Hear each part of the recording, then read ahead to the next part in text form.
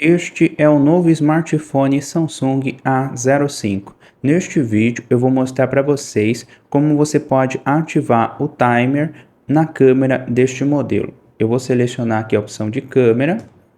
Ele abriu aqui na câmera principal, está na opção de foto. Você também pode selecionar a opção retrato.